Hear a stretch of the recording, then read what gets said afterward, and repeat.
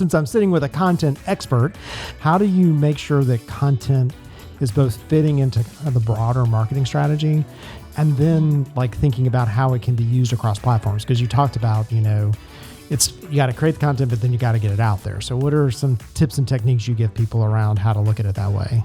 When I'm talking with my team about the role of content in marketing and sort of across the organization, I like to use the metaphor of water.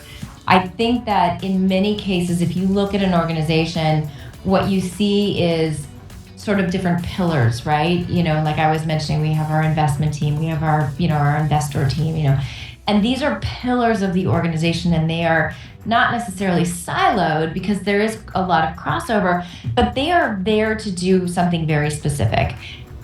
Content flows through all of it. It really becomes sort of the substance that is used across the organization to accomplish, organizational goals or KPIs.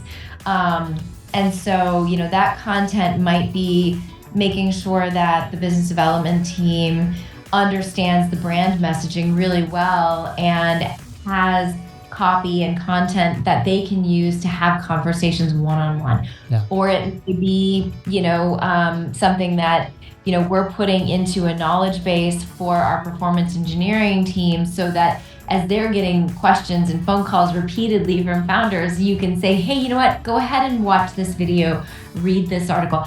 So we're operating horizontally across the organization and connecting a lot, whereas a lot of the rest of the organization tends to operate more in pillars.